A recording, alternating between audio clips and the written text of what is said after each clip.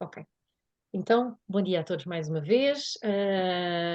Hoje temos aqui José da Silva Horta e o Carlos Almeida do Centro de História da Universidade de Lisboa, que nos vão fazer esta apresentação sobre os marfins africanos na história global. Mais uma vez, obrigada por terem aceitado o nosso convite e podem começar quando quiserem. Bom, então, muito bom dia a todas e a todos. Em primeiro lugar, em nosso nome, agradecer o convite para aqui estar e para partilhar convosco este trabalho. Para nós isto é muito importante porque a expectativa é que daqui possam resultar a construção e o alargamento do trabalho que vimos realizando. Eu tenho que fazer, em primeiro lugar, tenho que pedir desculpas porque estou um bocado fanhoso, constipado. Vamos ver se isto corre bem.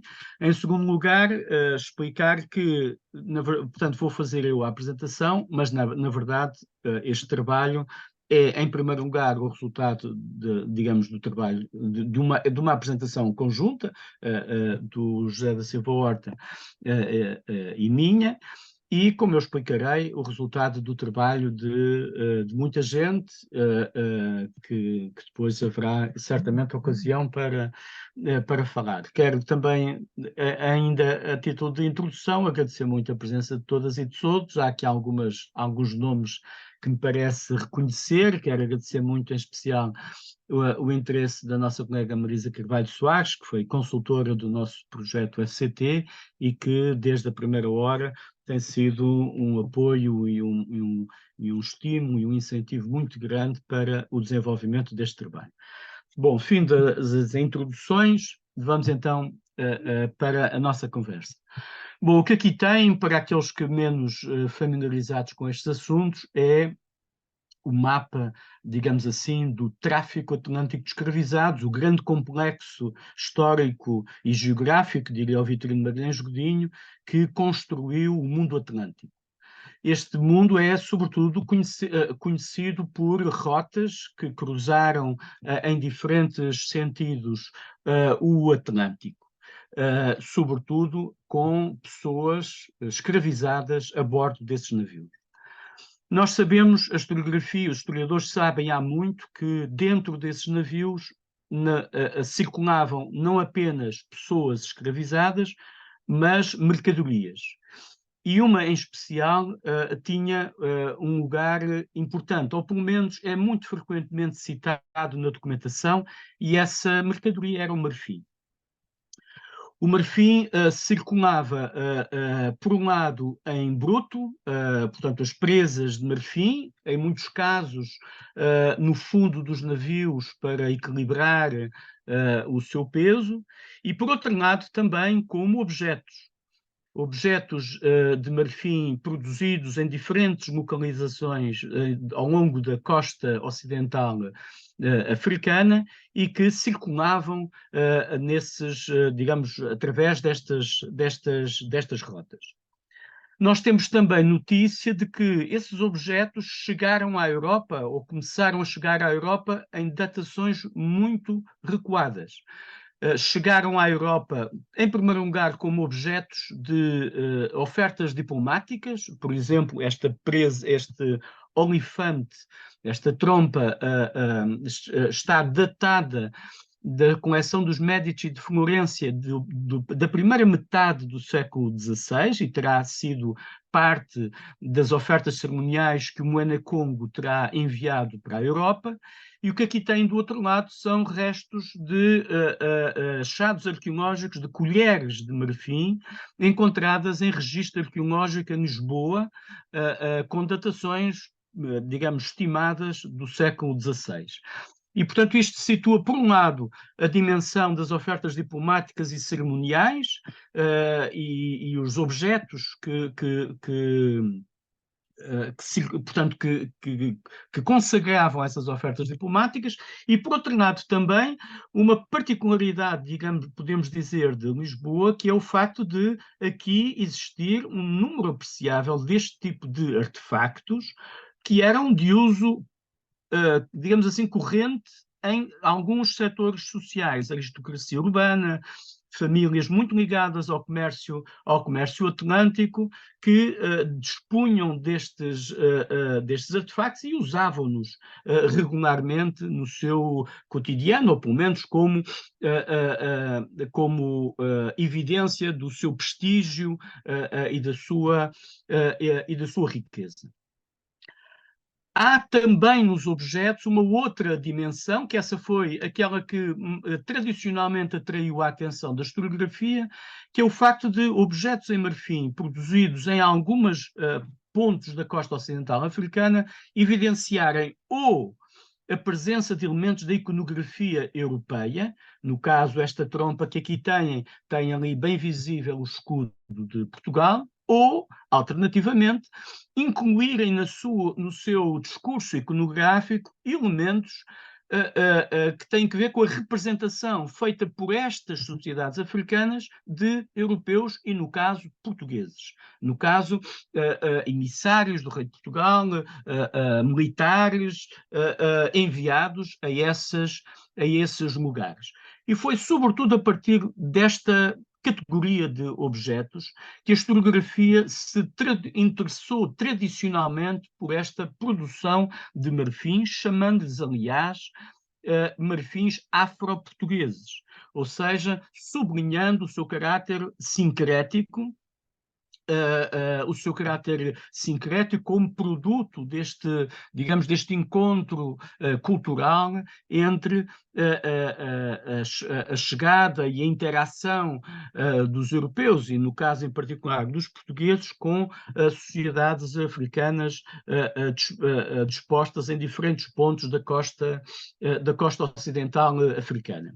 O mapa que aqui vêem situa com os círculos cor-de-rosa, lilazes, os pontos, digamos, de mais intensa interação cultural entre a presença portuguesa e sociedades do continente africano, e os círculos vermelhos identificam localizações que têm sido estudadas como centros de produção do comércio, centros de produção de objetos, de artefactos em marfim, e também de pontos importantes desse comércio de marfim em bruto e em objetos. Aquele círculo verde, nós falamos dele lá mais adiante. E, portanto, foi a partir digamos, da constatação deste problema, que é o de que existe marfim a circular, existem objetos, existe uma tipologia particular de objetos, mas, na verdade, não tinha havido, ou não havia até aqui, uma tentativa de estudo sistemático de toda esta produção. Havia, evidentemente, estudos muito dirigidos para cada uma daquelas localizações e para o contexto preciso da interação em cada uma daquelas localizações, mas não havia uma tentativa de pensar globalmente a produção, a circulação, o comércio do marfim a partir dos seus contextos locais de produção e de uso, e depois na sua projeção nos diferentes caminhos do Atlântico. E é daí, então, que nasce este projeto, que teve financiamento de FCT, Marfins Africanos do Mundo Atlântico, uma reavaliação dos marfins luso-africanos. O contexto institucional, digamos, deste projeto é importante notá-lo. Portanto, ele nasce de uma parceria entre a Faculdade de Letras da Universidade de Lisboa e a UFMG, a Universidade Federal de Minas Gerais, em particular no caso da Faculdade de Letras, de duas unidades de investigação, do Centro de História e do Centro de História da Universidade de Lisboa e do Artis, do Instituto de História da Arte da Universidade de Lisboa também. Portanto, esta é, digamos, a aliança fundadora, se quiserem, deste projeto, à qual depois nós associamos um laboratório Hércules ligado à Universidade de Évora, porque nos interessava integrar uma outra dimensão no projeto que tem estado relativamente ausente dos estudos sobre esta matéria. Quais eram, então, digamos, os 4 objetivos centrais do projeto? Por um lado, a identificação, a seleção e a antologia de fontes escritas entre 1500 e 1800, e por fontes escritas eu não estou a falar apenas das fontes impressas ou daquelas que estão publicadas modernamente, em coletâneas de documentos, e outras formas. Estou a falar também de fontes manuscritas e fontes inéditas. Em especial, algo que nos interessava especialmente era procurar sinais da presença destes artefactos nos inventários pós-mortem, que nos permitia identificar, eventualmente, quem eram os comerciantes e quem usava efetivamente estes objetos. Um segundo objetivo dizia respeito ao inventário e à classificação dos marfins nas coleções portuguesas, dos objetos em marfim, que estão disponíveis nas coleções portuguesas e brasileiras. Brasileiras, no caso, eram os objetos e os artefactos identificados no estado de Minas Gerais. Portanto, procurar fazer esse inventário e essa classificação. A terceira tarefa, digamos assim, o terceiro objetivo, era proceder a uma análise material e a um estudo de proveniência que nos permitisse identificar cronologias e proveniências de um conjunto selecionado de objetos, de artefactos em marfim. Tentarmos perceber, se possível, quais eram as cronologias de produção daqueles artefactos e as origens, as espécies animais e as origens geográficas, eventualmente, do marfim no qual eles eram produzidos. Finalmente, em resultado de tudo isto e deste material levantado, desenvolver a análise histórica e artística desse conjunto particular de artefactos selecionados. Bom, o projeto, nós podemos dizê-lo, ou dizemos-lo sem falsas modéstias, o projeto deu uma contribuição singular para colocar na agenda de investigação internacional esta questão do marfim e repito, do uso, da produção, do uso e da circulação do marfim africano. Não apenas em resultado dos próprios eventos organizados pela equipa do projeto. Aqui tem estes três cartazes iniciais, este do lado esquerdo, um seminário em Belo Horizonte, e estes dois aqui centrais em Lisboa, sendo que este foi o congresso de encerramento. E porquê é que dizemos? Porque estes congressos permitiram aproximar da equipa do projeto colegas, investigadores que trabalham que não estavam ligados ao projeto, mas que trabalham temas relacionados com os marfins e que encontraram na dinâmica criada pelo projeto um espaço de encontro e de diálogo em torno deste seu objeto. Por outro lado, o projeto, como digo, colocou na agenda internacional este tema também através digamos, do seu reconhecimento, o reconhecimento da pertinência científica desta área, através da presença nos mais importantes congressos internacionais de estudos africanos, em especial da Europa. Aqui tem o ECAS, o European Conference on African Studies, de 2015 e de 2017, onde nós tivemos painéis dedicados aos temas, portanto, painéis dedicados aos marfins. E para que se perceba esta importância, quem conhece a dinâmica destes ECAs sabe que os painéis dedicados à história, que nós chamamos a história antiga de África, ou a história anterior ao século XIX, são raríssimos. São raríssimos. Quando eu falo raríssimos, contam-se pelos dedos de uma mão. E, portanto, o facto de os comitês científicos de cada um destes congressos terem aceito as nossas propostas de constituição destes painéis, portanto, que são sempre processos muito, muito competitivos, não é? Constitui também o reconhecimento da pertinência científica que foi reconhecido ao projeto, a este projeto. Resultados. Produtos, digamos assim, que é sempre uma coisa que fica bem nas estatísticas, e não só. digamos, os elementos mais visíveis são, evidentemente, os livros publicados. Três livros que aqui têm: O Marfim no Mundo Moderno, O Comércio do Marfim no Mundo Atlântico, e este último que aqui têm, sobre as insígnias de poder, digamos, foram produzidos pela equipa brasileira do projeto. Este aqui central, o African Knivers in the Atlantic World, 1400-1900, foi, digamos, o resultado final do projeto. Mas para além, digamos, estes livros, se quiserem, são a face visível de um trabalho mais fundo. Nós poderíamos listar artigos publicados nas mais importantes revistas de referência internacionais, African Arts, por exemplo, e muitas outras, assim como teses de mestrado e teses de doutoramento que foram produzidas quer no UFMG, quer na Universidade de Lisboa, e, se quiserem, até uma segunda geração de teses, que nesta altura está também em produção, resultado de estudantes que, entretanto, se interessaram por estas matérias. Quais são, digamos, os resultados historiográficos, digamos assim, os ganhos e as insuficiências de todo este trabalho que nós realizamos? Por um lado, digamos, a principal conclusão, talvez das conclusões mais fortes que resultou do nosso trabalho, foi a conclusão sobre a relevância dos contextos africanos de produção.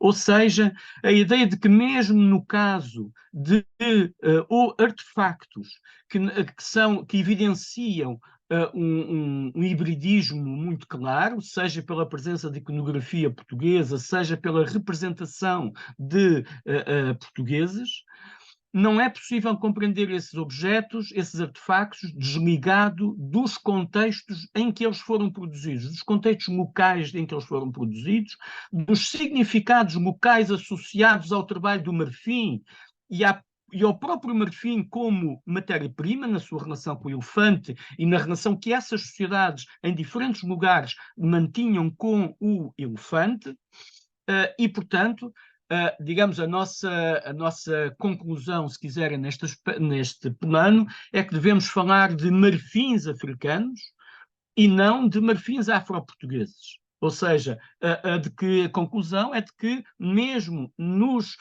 objetos que são produzidos em contexto de encomenda de, por exemplo, comerciantes portugueses junto de artesãos locais, ou no caso de objetos que circulam através de ofertas diplomáticas, não podemos compreender estes objetos se não percebermos o contexto em que eles são produzidos, as sociedades em que eles são produzidos e os sentidos que essas sociedades atribuem a estes objetos produzidos nesta matéria-prima.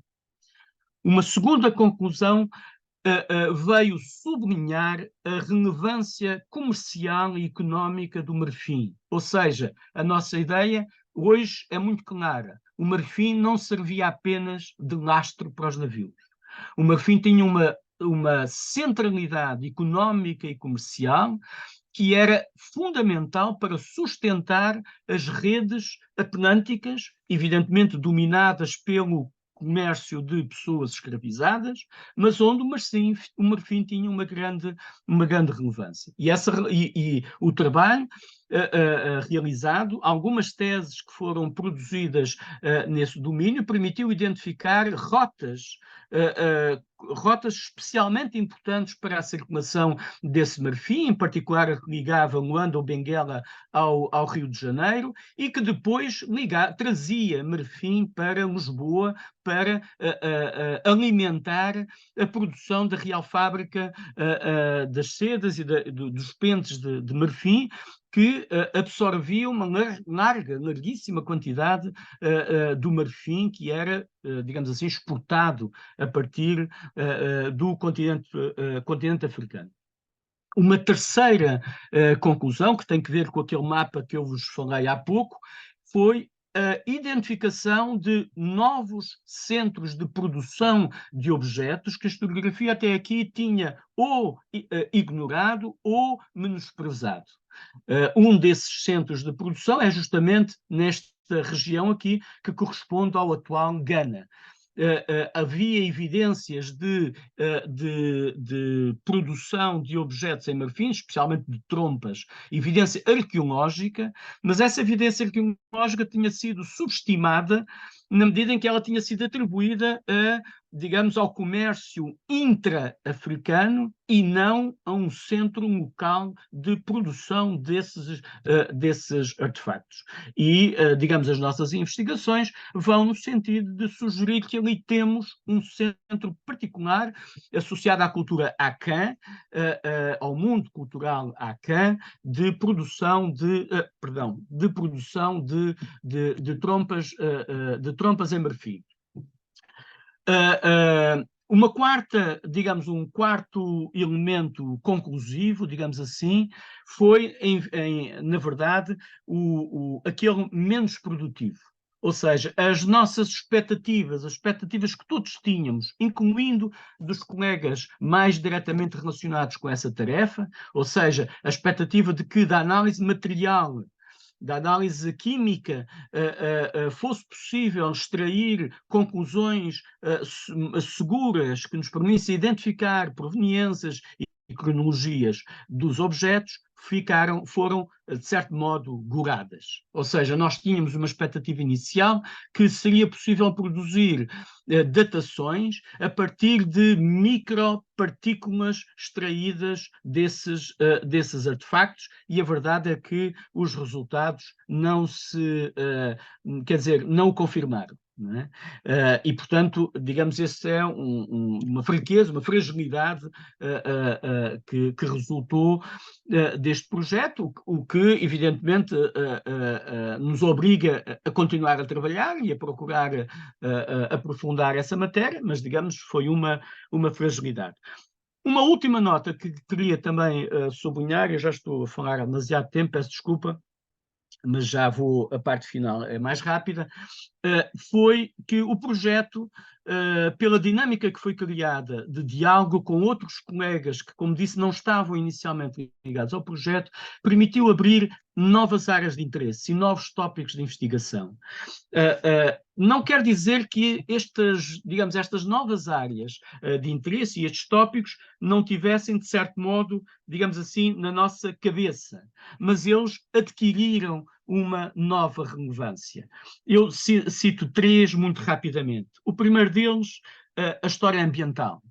Ou seja, a necessidade de nós compreendermos o ecossistema em que das espécies elefante, os ecossistemas da relação das espécies com as sociedades humanas, as próprias alterações ambientais, estamos a falar de uma cronologia muito extensa, e onde para algumas destas regiões há alterações ambientais sensíveis, e os impactos que isso tem nas espécies e na relação das sociedades com as espécies.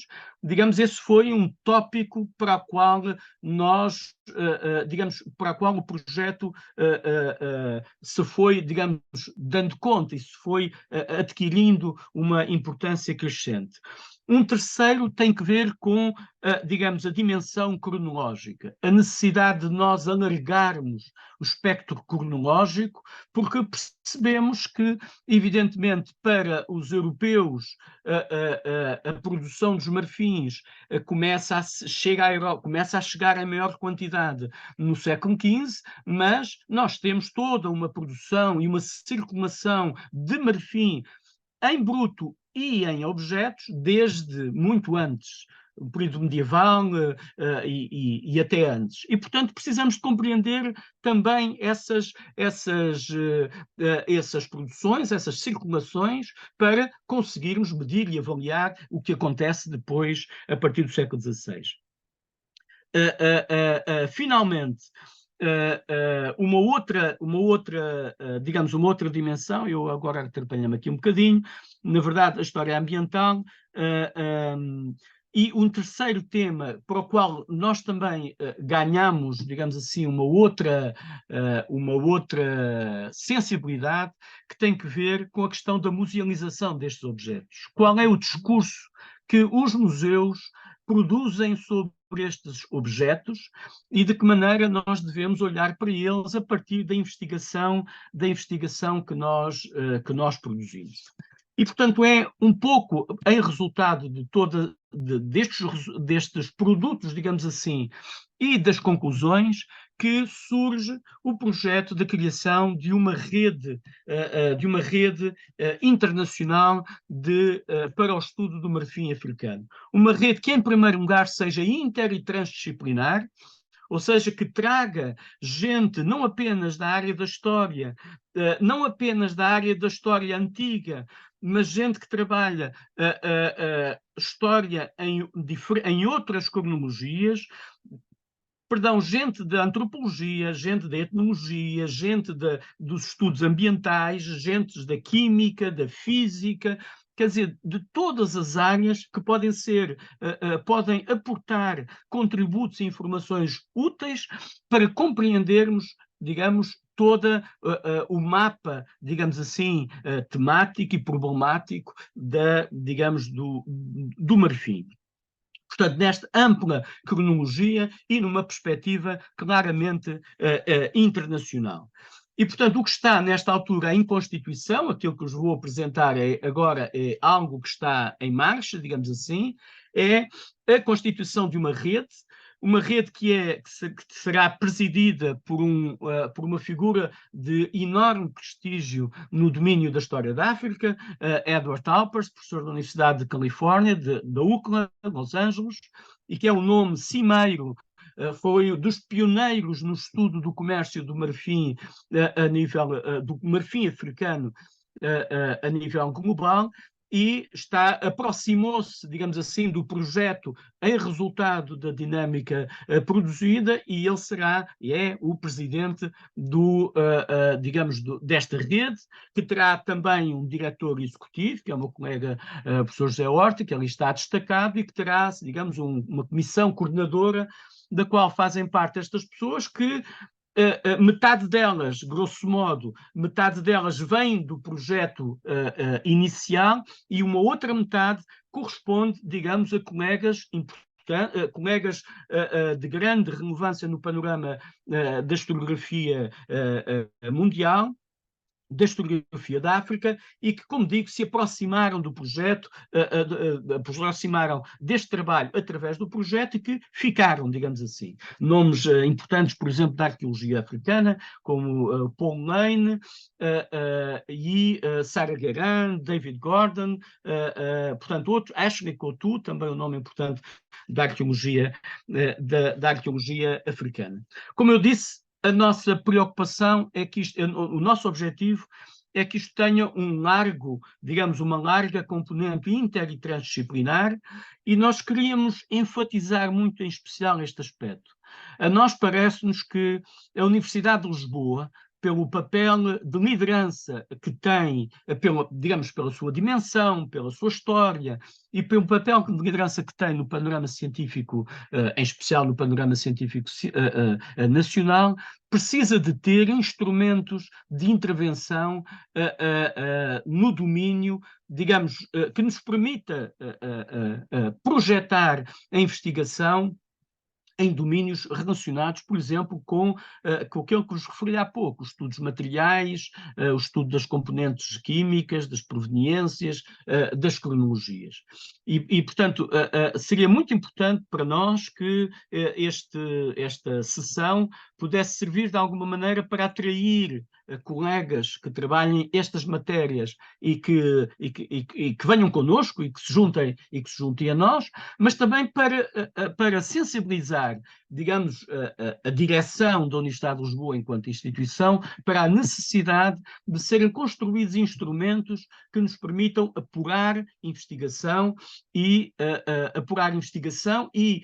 aprofundar as dimensões inter e transdisciplinares que são hoje, como nós sabemos, tão importantes. Este trabalho da rede já produziu um ciclo de conferências, aqui tem algumas, já está em marcha, digamos, este foi produzido no ano letivo passado, já começou um novo ciclo, portanto, com colegas internacionais, portugueses, brasileiros, de várias partes do mundo, portanto, a dimensão internacional sempre presente. E eu termino com esta pequenina graça, digamos assim. Esta imagem é uma imagem de um livro de um reverendo Holman Bentley, que escreveu no início do século XIX, no início do século XX, aliás, a viagem dele é no final do século XIX, o livro é publicado em 1900, uma imagem de um elefante e depois dá-lhe um título que é uma legenda, que é um par de presas de elefante. Ora, a ambição desta rede é devolver as presas ao elefante, se quiserem dizer assim. É inverter esta lógica de coisificação que está impressa nesta legenda e reconhecer a centralidade do elefante e da relação do elefante com as sociedades humanas e olhar para isto nesta perspectiva desta multidimensionalidade que é a relação das sociedades com o seu meio ambiente. E, portanto, trazendo para o diálogo e para a investigação tudo aquilo que, todos os saberes que podem contribuir para aprofundar o conhecimento, a investigação, o estudo sobre o Marfim, se compreendendo que ela só pode decorrer da compreensão desta relação profunda entre a sociedade e as sociedades humanas e o meio em que se inserem. Peço desculpa, demorei muito tempo, mas espero que ainda haja tempo para a nossa conversa. Muito obrigado. O meu colega José Horta, se alguma coisa eu esqueci-me certamente, passou-me. Se quiser acrescentar alguma coisa, ótimo, senão depois passamos ao diálogo e ele completará certamente muito que haverá para completar. Eu só queria acrescentar que na lista da Comissão Coordenadora não estava a Marisa Carvalho Soares. Eu peço desculpa porque que obviamente faz parte da lista e que nos deu o prazer da sua presença. Acho que há uma troca ali qualquer. Eu peço desculpa, isto foi tirado, este quadro em particular foi feito ontem à noite e provavelmente, Marisa, eu peço imensa desculpa, penitencio-me desde já e a responsabilidade é só minha, não é mais ninguém, é mesmo só minha. É mesmo só minha. Então, muito obrigada pela excelente apresentação. Eu, se calhar, abria já aqui as questões. Se quiserem, podem colocar a mão no ar ou ligar o microfone, visto que não somos muitos, portanto, estejam à vontade. Quem quiser falar, agradeço que ligue a câmera, por favor.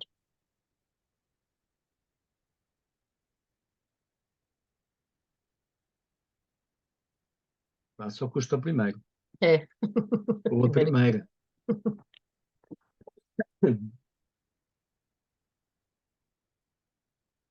Se ninguém fala, eu posso falar, então começar? Força. Bom, eu botei aqui no chat para vocês, Horta e Carlos, que eu sou uma mera colaboradora aposentada, sem grandes planos e tenta compromissos com coisas mais assíduas do mundo acadêmico, mas, enfim, para mim é o prazer de estar com vocês, é o mais importante, e acompanhar o trabalho.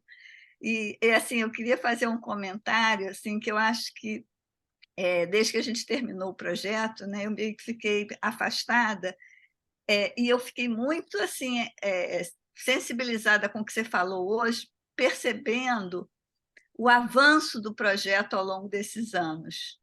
Como a sua fala mostra que a reflexão sobre o tema amadureceu e se sofisticou, né? Eu acho que isso foi resultado realmente de um trabalho coletivo, né? Da contribuição que cada um foi dando, desses vários encontros que a gente teve, das publicações, mas eu acho que principalmente da convivência, né, entre as pessoas. Então, eu acho que essa lista, né, que você colocou, né, aí mostrando, né, na verdade, o atual momento, né, da reflexão sobre a questão da história dos Marfins, mostra isso, né? E eu acho que de uma certa forma, essa ampliação do espectro, né, da gente não estar pensando mais só o objeto isolado, né, mas o contexto e até mesmo a ideia, né, do ambiente que você colocou, eu acho que é fundamental. E aí eu queria fazer uma provocação, entendeu? Já em relação a isso, que se não está na hora agora da gente voltar aos objetos. Eu acho que a gente precisava desse percurso, né? Mas eu acho que talvez agora seja possível aquilo que você colocou como a deficiência do projeto, né? Quer dizer, talvez há alguns anos atrás a gente não tivesse o arcabouço necessário para pensar os objetos em si, né? Do jeito que, né? Nesse sentido que você está falando. Mas talvez agora a gente tenha, né? Então, quer dizer, o grupo já está com uma respeitabilidade grande. Talvez a gente, porque análises físicas são muito caras, né? Vocês sabem disso. Existe uma dificuldade muito grande, por exemplo, eu que trabalhei em museu, você não consegue tirar um pedaço de marfim de uma peça para analisar, porque museu nenhum deixa, né? E a gente entende que que não seja possível, né? Qualquer análise química precisa, né, de pedaços da matéria-prima, né? Então, quer dizer, uma série de coisas que talvez agora, depois desse avanço de reflexão, seja possível convencer alguns museus de que talvez seja importante, né, proceder a algum tipo de análise química, mesmo que isso signifique alguma intervenção mais agressiva na peça, entendeu? Talvez sejam possíveis atrair outras pessoas, né, mais justamente de áreas, né, mais tecnológicas que possam fazer. Eu cheguei a fazer aqui na presa de elefantes do museu, eu cheguei a fazer uma série de exames desses que são de corpo humano. A gente botou a presa lá e, no final, a gente não teve recursos para continuar, porque a gente fez isso né, um amigo que deixou botar a presa lá e a gente fez uns testes, mas não tivemos recurso para ir adiante. Talvez agora isso seja possível. Enfim, o que eu quero dizer é que talvez agora seja o momento de voltar aos objetos, né, e ver o que é possível fazer com eles. Então, era o comentário que eu queria fazer. Muito obrigada pelos seus comentários. Alguém tem alguma questão? Eu talvez possa acrescentar, na sequência daquilo que a Marisa Carvalho Soares disse. Para nós este webinar é muito importante, porque, na verdade, temos a certeza que dentro da Universidade de Lisboa há certamente potencialidades para avançar nesta área. Eu falo na Faculdade de Ciências, mas provavelmente noutras escolas, e eu penso que se pode fazer isto para os colegas perceberem um pouco a importância que isto tem. Obviamente, em cada disciplina terá a sua importância. Portanto, analisar o marfim em si mesmo, o elefante no seu contexto ambiental, etc., obviamente é uma matéria que será interessante para colegas de outras áreas que não têm nenhuma preocupação histórica. Para nós temos um conjunto de polémicas instaladas sobre proveniência e datação que só vão ser resolvidas ou podem ser resolvidas. Quer dizer, há colegas realmente excelentes que têm estado a fazer trabalho com as coleções documentais, caso do René Lomé Gomes, que avançou nessa direção através da documentação e através de saber, através da história dos objetos, mas isso serão exceções. E o avanço de poder realmente fazer a análise material destes objetos será enorme e permitirá resolver uma série de questões que são questões históricas, não é? Mas que são questões fundamentais, saber se um determinado objeto foi realmente produzido no início do século XVI ou no final do século XVI ou século XVII. Para um historiador isso faz uma diferença enorme do ponto de vista do contexto em que ele foi produzido e da investigação que se pode fazer no futuro, não é? E pronto, era apenas essa... enfim, reforçando aquilo que o Carlos Almeida disse, nós estamos muito interessados em todo o tipo de cooperação e de colaboração que possa vir dentro da Universidade de Lisboa, nestas áreas em que todos precisamos uns dos outros.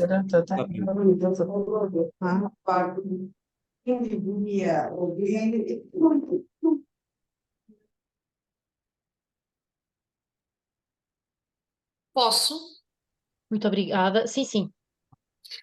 Bom, em primeiro lugar, agradecer ao Carlos, já não nos vemos há muito tempo, foi muito bom este reencontro e felicitar desde já pelo excelente trabalho e pela excelente apresentação ao Carlos, ao José Horta e a toda a equipa, a Marisa, porque realmente, para mim, então, isto é tudo novidade. Poderia ter aqui muitas perguntas, mas acho que o essencial aqui já foi comentado e eu gostaria de saber, vocês já estão numa rede inter e transdisciplinar. Como é que nós, enquanto colégio, nós podemos facilitar, outro tipo de colaborações, outro tipo de grupos, porque acho que de facto seria muito interessante se pudéssemos adicionar valor a este tema que é interessantíssimo e importantíssimo também. Portanto, talvez identificando algumas áreas em falta, pudéssemos dar aqui outra dinâmica. Sim, Carlos, diz. Teresa, não sei se juntamos respondemos pergunta a pergunta, se juntamos tudo e depois. Como preferirem. Podem ir Não respondendo sei. pergunta a pergunta, sim. É? Podem, sim.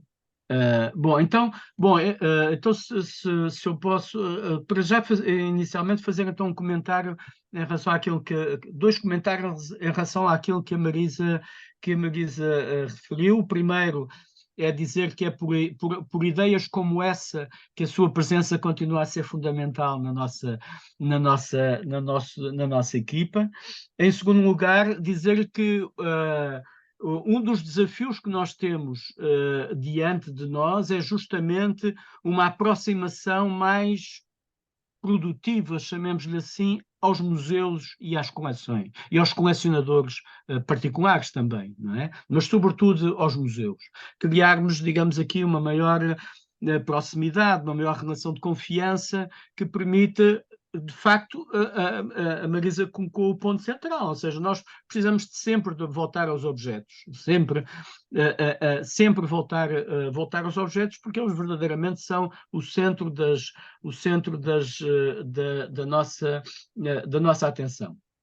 Depois, em relação à Ana Ribeiro, é um gosto também revê-la, é evidente de revê-la, e já não nos víamos há muito tempo, vimos de outra história, mas pronto, de outras histórias relacionadas, evidentemente, com a nossa pertença ao ICT.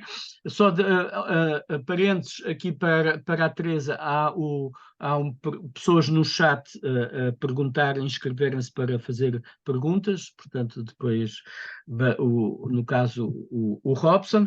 Mas, portanto, então sobre a rede, é assim, o que nós estamos a constituir é uma rede internacional, que, portanto, como digo, para a qual o Centro de História disponibilizou, digamos, uma base, uma infraestrutura, né? Ou seja, há uma possibilidade de firmar aqui uma sede e a partir daqui desenvolver esse trabalho. Portanto, estamos em processo de criação de uma página eletrónica do projeto. Mas a rede, enquanto tal, está agora a dar os primeiros passos. E, portanto, se quiser, a única atividade produzida pela rede enquanto tal é este ciclo de seminários que nós pensamos como sendo a tentativa de continuar uma plataforma de encontro regular entre pessoas, colegas, investigadores que trabalham temas relacionados com o Marfim. Agora, e portanto, isto para dizer o quê? Para dizer que estamos no momento de integrar colegas ou associar outras unidades de investigação que nos possam reforçar perspectivas de trabalho ou abrir novas perspectivas de trabalho. Eu há pouco falei, enumerei algumas, mas posso até ser mais específico. Por exemplo, toda a discussão atual em torno da conservação das espécies e da relação da interação entre as espécies e, digamos, as sociedades humanas, isso interessa-nos muito. se quiser, na biologia, na zoologia, na etno, nas várias etnos que podemos acrescentar aqui, interessa-nos muito trazer essa gente que tem colegas que têm, em muitos casos, experiência de terreno e de compreensão sobre essas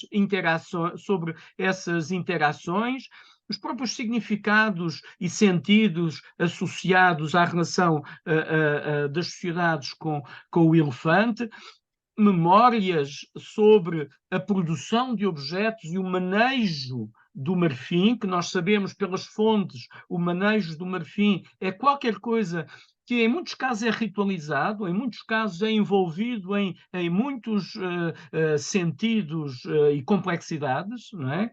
Portanto, esses saberes interessam-nos trazer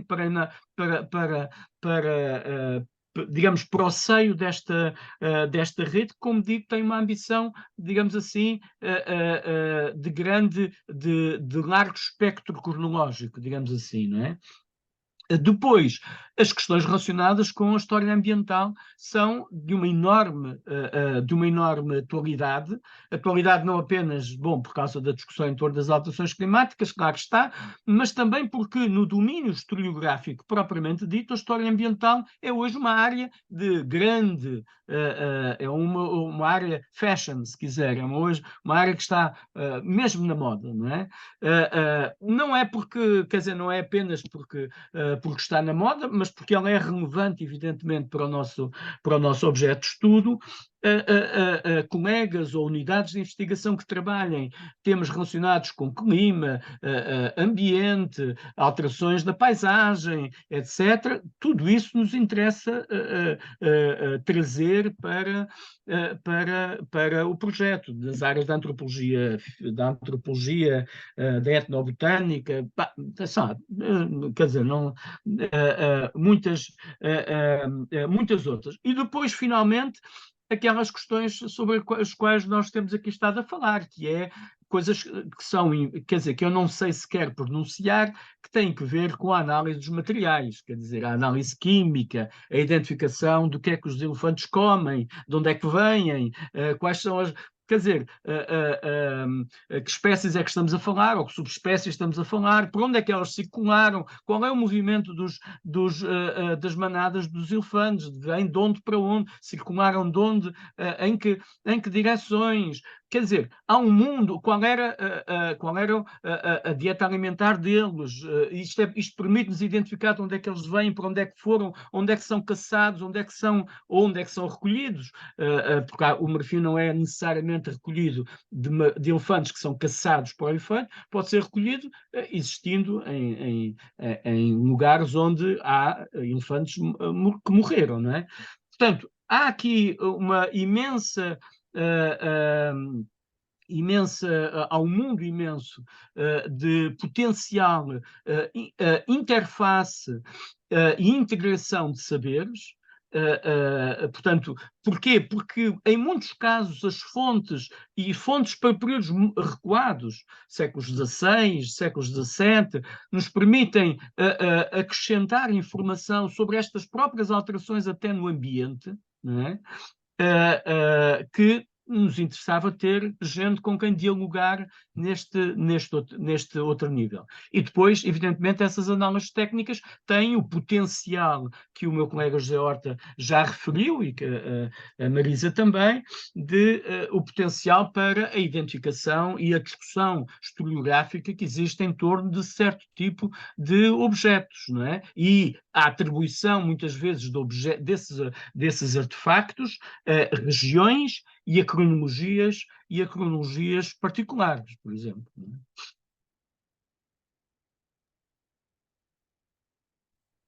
Obrigada, Carlos. Eu pus aqui 2 comentários, acho que seria mesmo muito interessante promover aqui um encontro com os nossos colegas da FCUL que trabalham a parte dos elefantes.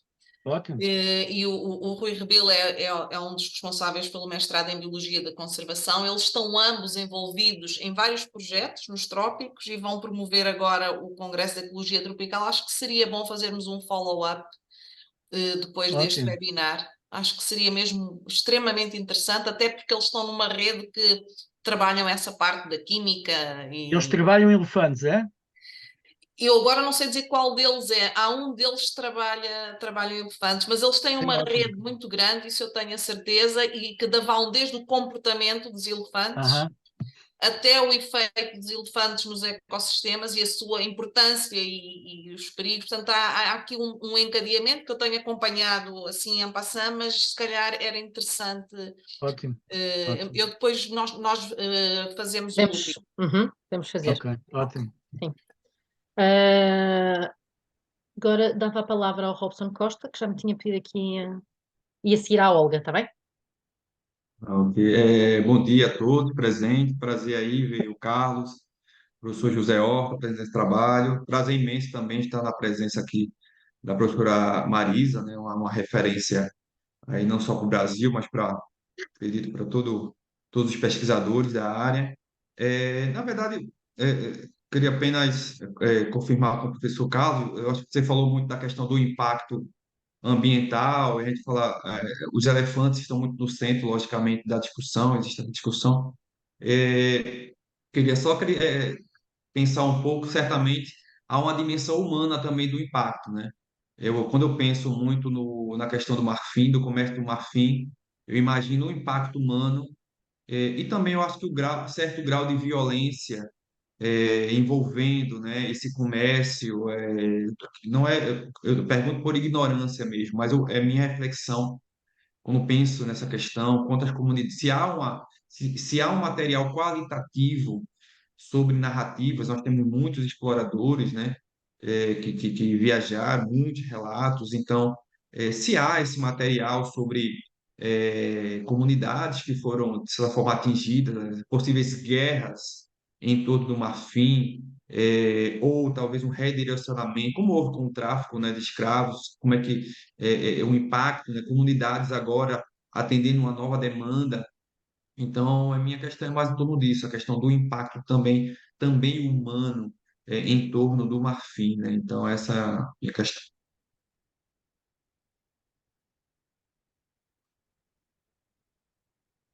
Zé, queres dizer alguma coisa? Eu posso dizer, mas se quiseres acrescentar alguma coisa?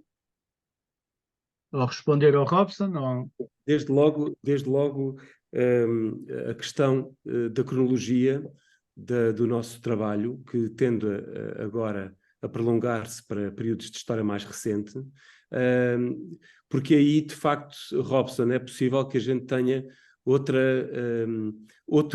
qualidade documental, descritiva de certas situações. Para já é muito difícil dizer. A verdade é que a documentação provavelmente é muito mais abundante, mas ela está por estudar sistematicamente para este tema. A verdade é essa, não é? E talvez essa documentação 19, por exemplo, nos comece a trazer alguma informação, porque aquilo que nos aparece na documentação mais antiga é, digamos, ecos das rotas comerciais que são usadas, de onde é que vêm, e mesmo assim não se sabe muito bem, e é um trabalho um pouco detetive, não é? Que é preciso fazer, mas talvez encorajar os estudantes para trabalharem, investigarem, e nós próprios, também em cronologias mais recentes, nos tragam algumas respostas sobre isso. Eu se calhar acrescentava mais 2 ou 3 notas, que é, digamos, é um tema da discussão, não é? O impacto da caça, por exemplo, sobre a espécie digamos, é um tema da discussão, da investigação, não é? Saber até que ponto é que existe um impacto sensível, ou melhor, se a procura e intensificação do comércio induziu uma caça, e se essa caça, a partir de que momento é que nós podemos falar de um impacto sensível sobre as espécies. Como dizia o José Horta, para estas cronologias mais antigas, eu acho que é difícil nós estabelecermos conclusões precipitadas.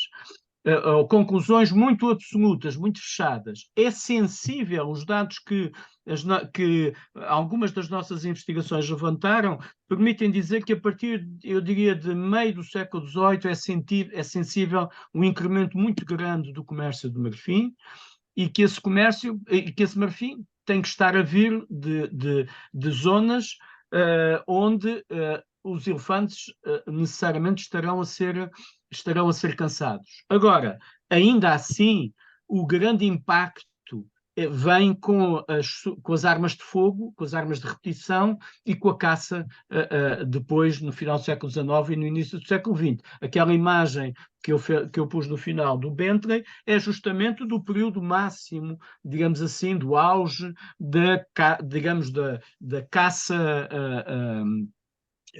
da caça e da coisificação do elefante enquanto presa, não é?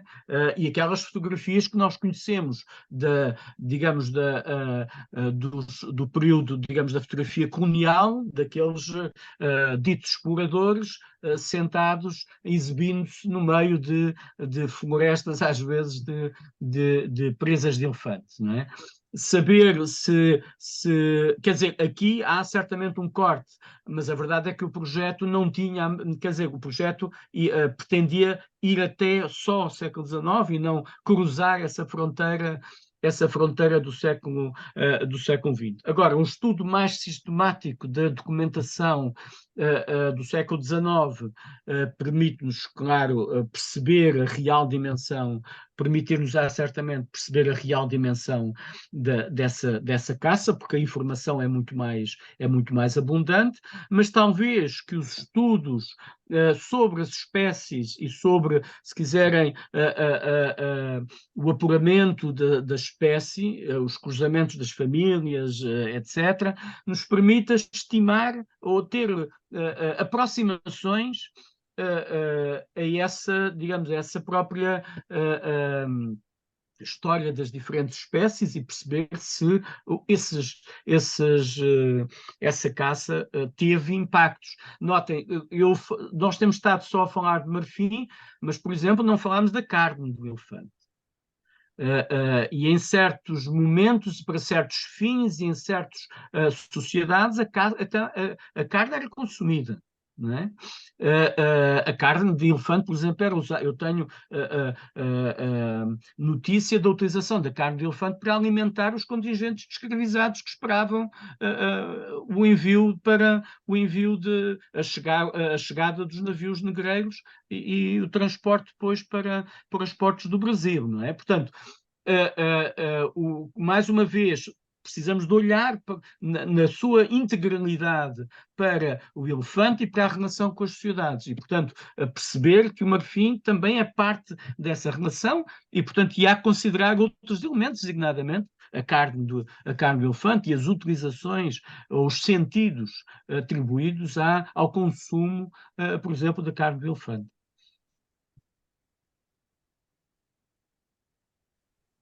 Não sei se o José Horta quer comentar mais alguma coisa ou se posso passar para a próxima questão. Não, eu queria só... Não, estou completamente de acordo com aquilo que o Carlos disse. Eu espero que a nossa ideia também é estimular que haja mais pessoas a trabalhar sobre este assunto. Nós próprios estamos a estimular os nossos estudantes a trabalharem e fazerem teses nesta área. E avançarem, cá está, na cronologia e nestes caminhos que de algum modo nós abrimos. Eu queria só dizer uma coisa prática sobre a importância que pode ter aqui também o colégio tropical na difusão da rede, que é o seguinte, quer dizer, eu coloquei em chat o endereço da rede, o endereço de e-mail da rede. E, portanto, quem quiser associar-se à rede, uma coisa prática é os colegas que estudam elefante, que estudam marfim, que estão interessados nesta matéria, podem naturalmente integrar-se de imediato na rede.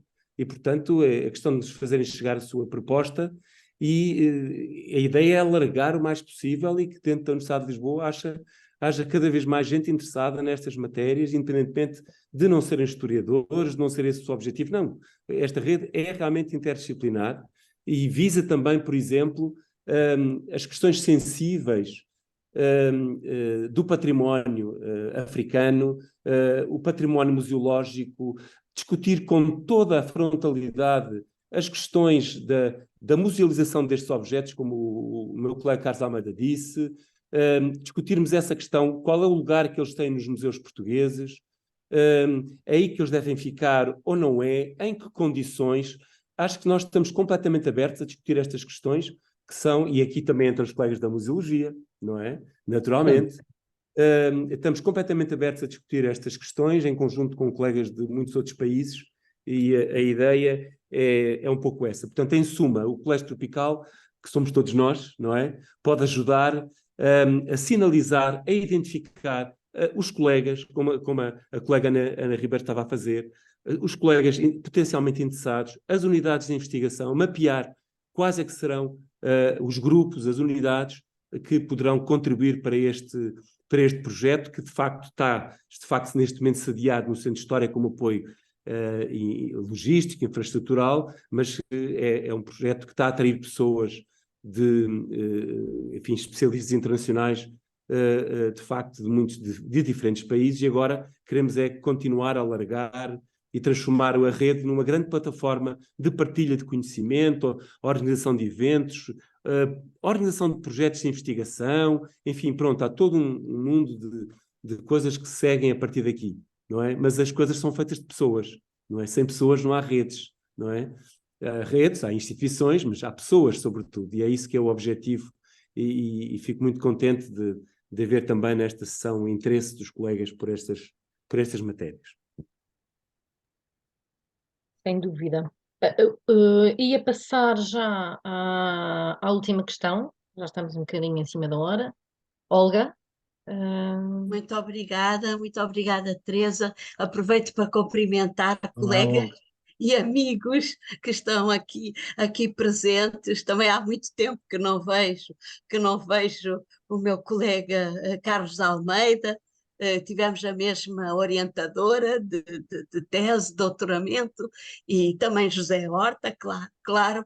E a questão que eu queria pôr foi agora mesmo abordada por José Horta, quando falou do lugar que estes artefactos têm nos museus europeus, e queria saber se está prevista alguma sessão, algum seminário sobre justamente essa questão que hoje tem sido tão discutida na sociedade europeia e portuguesa, claro, sobre a devolução ou não dos artefactos, portanto, o retorno à África.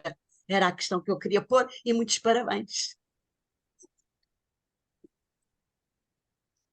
Carlos, queres fazer as honras? Não, quer dizer, é assim, nós não temos agora para já no horizonte nada relacionado com esse assunto. É uma preocupação, em primeiro lugar, é uma preocupação nossa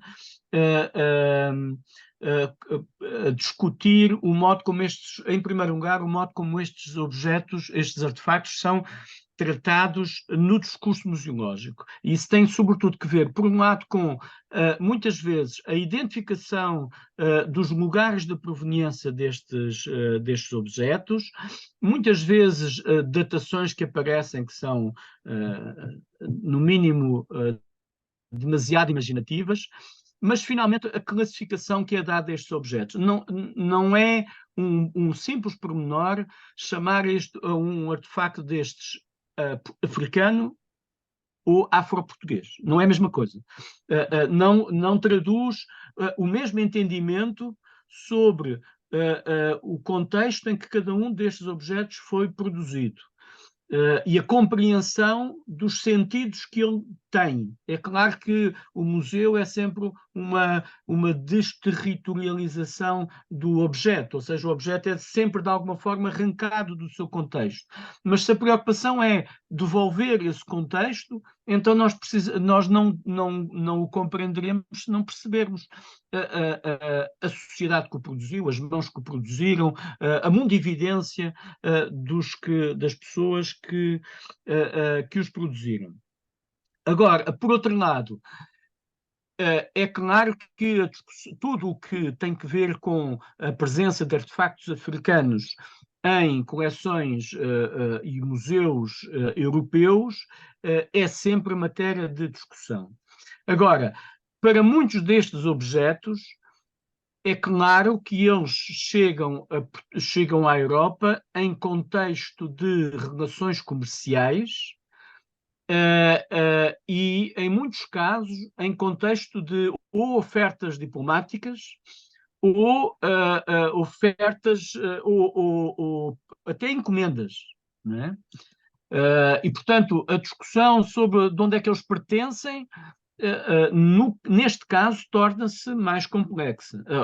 Torna-se, bom, é um assunto que quer dizer, nós não podemos tratar tudo da mesma forma, não é? E nos casos em que é possível recuperar a história do objeto, nós devemos respeitar essa história, não é?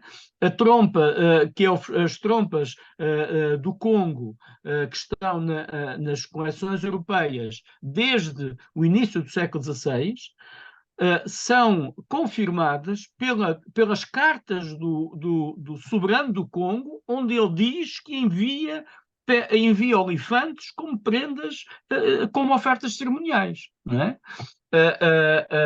E, portanto, ou seja, nós temos informação histórica, documental, que confirma o contexto em que aqueles objetos chegam à Europa. Não é certamente o mesmo das presas de elefante que estavam em cima das cabeças dos ovas do Benin, que chegam à Europa no contexto do saque inglês sobre a capital do Benin. Evidentemente, o contexto é totalmente diferente. Portanto, mais uma vez, é a investigação histórica, em primeiro lugar, e a recuperação da história dos objetos e da história custodial dos objetos que tem que informar uma discussão que deve ser tida, evidentemente, sem complexos, sem preconceitos, mas respeitando sempre, uma vez mais, a investigação sobre esses objetos, não é? E claro que, para nós, isso é muito importante, não é? Ou seja, em suma, recuperar o contexto de produção e de uso dos objetos nas sociedades em que eles são produzidas, compreender a história dos objetos quando ela é possível ser reconstituída, não é? Digamos, são dimensões deste problema que, evidentemente, para as quais temos que estar atentos. Como eu disse há pouco na resposta à Marisa, a relação com os museus é algo sobre o qual nós precisamos de trabalhar mais, francamente.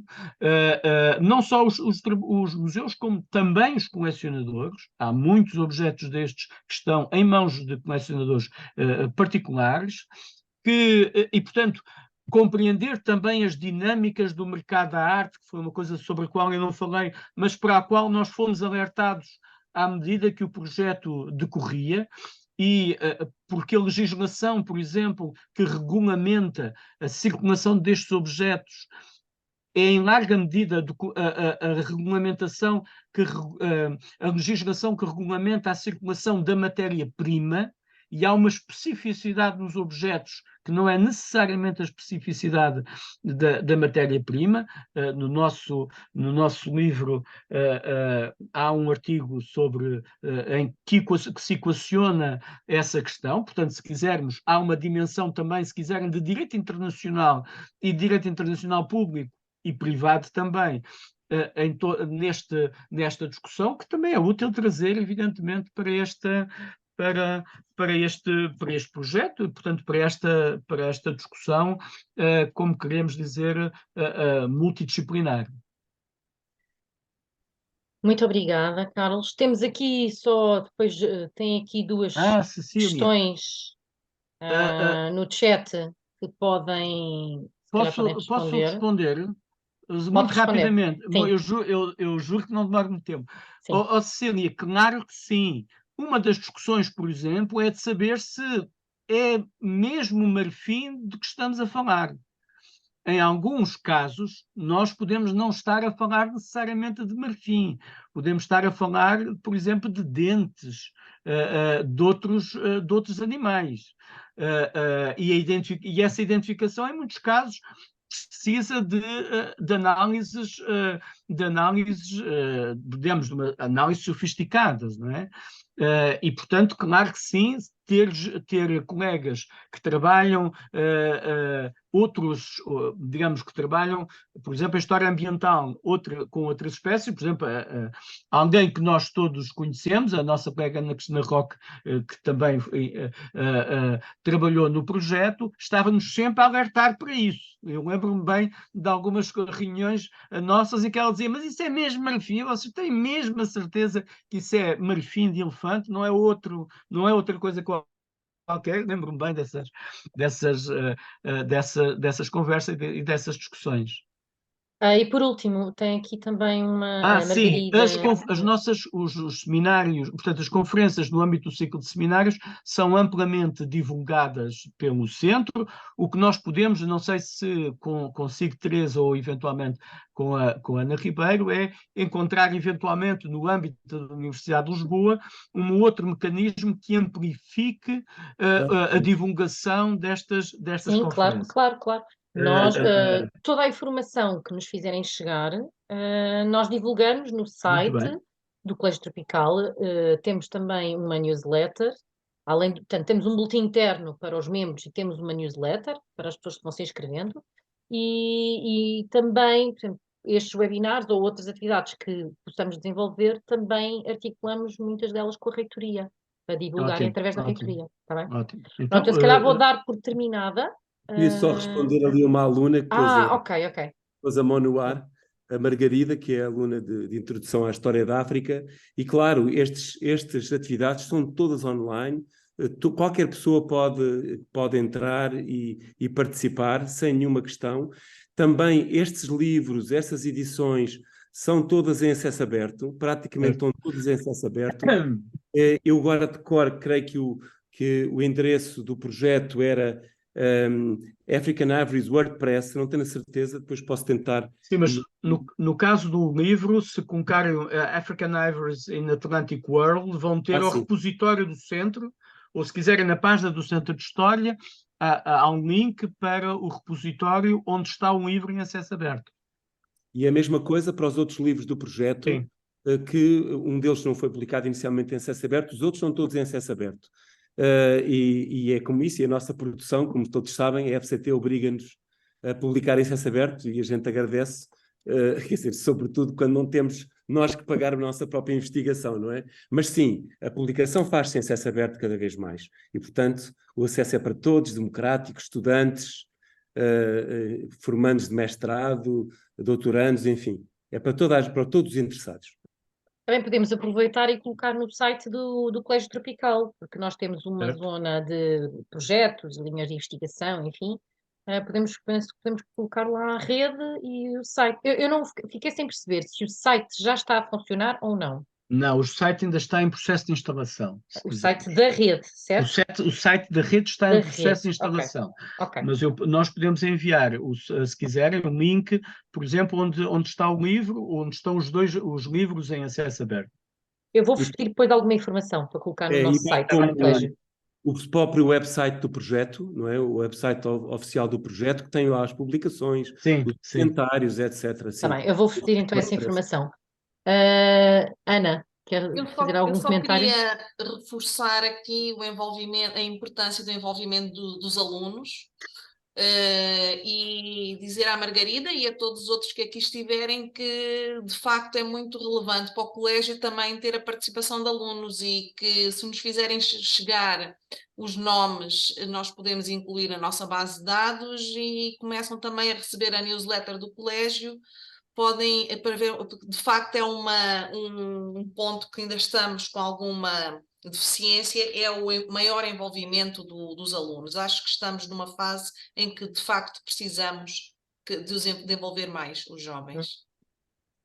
Nós queríamos, pelo menos nós estamos aqui 3 alunas que somos alunas do professor José Horta e pelo menos nós as 3 queríamos ter esse envolvimento e pronto, serem inseridas na base de dados. Muito bem. Teresa, Sim, enviem-nos, por registras? favor, um e-mail. Está bem, Margarida? Vocês têm o Ok. e-mail da direção do colégio, certo? Não temos, mas pesquisamos na internet ou qualquer coisa perguntamos numa das aulas ao professor José. Ok. Eu vou enviar aqui José no está a chat, sorrir está bem. bem? Obrigada a todos pela vossa presença. Obrigada, Carlos, e obrigada também, José Horta. Obrigado, E nós. Claro. eu, entretanto, enviei. Pronto, já enviei aqui o nosso e-mail, está bem? Peço desculpa, não é, ele corrigiu-me aqui, não é direção com o til, nem com. É só, é Diracau, não é? Ponto C trop. Tem fotografia aqui do e-mail para enviar. Não sei se ele estava Obrigada a disposto. todos, mais uma vez, e pronto, espero ver-vos nos próximos webinars. Se tiverem também colegas que achem que podem ser interessantes para fazer uma apresentação no webinar, por favor, convidem-nos, coloquem-nos em contato connosco. E pronto, é isso. Obrigada Certo. mais uma vez e um bom dia. Obrigado a todas e a todos. Obrigado. Obrigada. Adeus, boa tarde.